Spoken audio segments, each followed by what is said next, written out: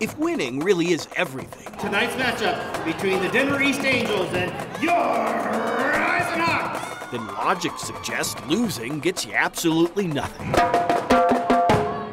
Watch the ball, watch the ball. Keep that in mind as we introduce you... Got it, girl, good job. ...to Jess Spanenberg, the ultra-competitive head coach... Good, come on, get up, balance. ...of the Horizon Hawks. No, super excited. Are you? Yeah, I love this. She will tell you... This is your gym, let's go. She simply cannot lose this match. Not because it's the last one of the season. Not because of her team's recent struggles. No. Got it, girl. This has everything to do with the one thing that's always thicker than water. Speed. Blood. Set up the block cross court so you can go line. You got something in your teeth or your eyebrows messed up? It is a little bit, actually. Bad blood. You want me to fix it for you? No, get your hand off. That's Jessica on the right, I think. Oh, I think we're completely different. Ever since they were kids, Jess and Tara Spanenberg have shared smiles, outfits, and DNA. Ask who's more cocky and conceited. Go ahead. more cocky and conceited. I'm more confident. I think that's Tara on the left. Next to each other, we're super competitive. We gotta fight for everything. And not even they can tell who's who here. But I'm not gonna lie to you, I can't do it 100% of the time. I'll get in shape for the game. Lifelong wellness. For years, the twins have coached at Juggernaut Volleyball, Okay, get that hip extension, that's your goal. a private club that puts out some of the region's best players. A lot of physical training. They insist they love each other. Yeah, of course. That's definitely Tara on the right. But here, Jess and Tara were never able to compete one against the other. I didn't sleep last night. Kind of felt like Christmas Eve. Great defense! Hey, win this ball. Beautiful, beautiful. That ends Dig a ball now, Ab. tonight.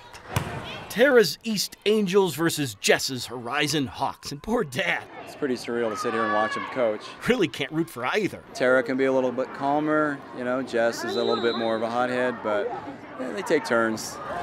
Which brings us back to the original premise, the idea that winning might as well be everything. Hey! If that is indeed true, Time out, please. then Jess Spanenberg and the Horizon Hawks lost more than just a match on this night. Good job. Yeah, you guys look awesome. Yet does one really lose when one loses to one's sister? Particularly when one has so much more in common with the other. She wears her heart on her sleeve, which is a good thing. With photojournalist Chris Hansen, I know who she is and I can see it in her program, so that's pretty cool. Chris Vanderveen, 9 News.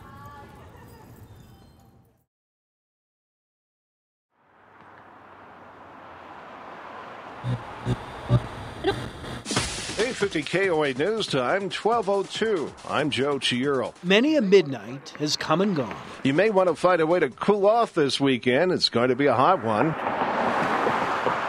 Come and gone without much of a hint of the madness yet to come. The movie Dark Knight Rises just getting underway at theaters across the metro area. This midnight was like most. Tonight, the low is going to dip down to around 68, and currently it's 79.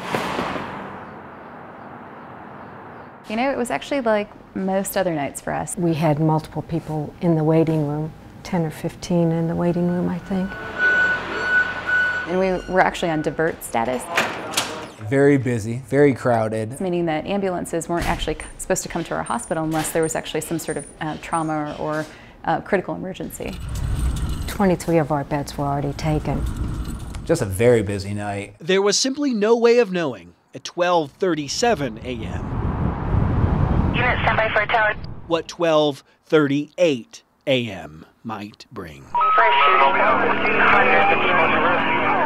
Permission to start taking some of these victims via car. I got a whole bunch of people shot out here, no rescue. Just let me know what hospitals you're taking them to so we can give them a heads up. And he actually had said mass casualty settings. They're telling me at least 5. Shots fired over at the movie theater. Uh-oh, this is actually something very, very different than what we've ever experienced. This is serious. What can I do? Where do you need me? And I think that's one of the things we all said was that we just shifted into gear. Police cruisers became impromptu ambulances. Yeah, load them up, get them in cars, get them out of here. As they sped away from the scene. University of Colorado Hospital's ER, already technically full, received its first patient at 1:06 a.m. All we saw was just the police car pulling up into the ambulance bay. and then another one, and then another one. And I'm like, this is not good. Sir, unfortunately, no, we're using any available hospital at this point. My colleagues who've been in war had said it's actually very similar to what you would see in kind of a battleground, actually. I held a abdomen in my hand, and I was like, what in the world is going on? Do I have everything I need to save this person's life? The fact that the police brought him in, that saved time. Getting him up to OR saved time. A trauma room designed for 2 patients held 4. Things were going full gear. A hallway designed for 0 patients held half a dozen.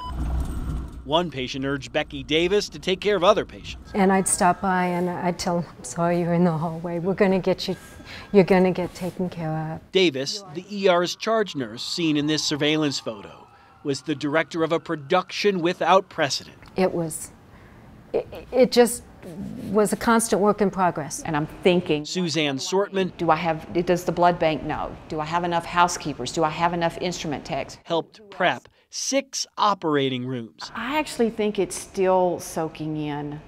I'll have days and periods of time when I'll say, wow, I can't believe this just happened. A hospital that normally receives 1 or 2 gunshot victims a week received 15 gunshot victims in less than an hour.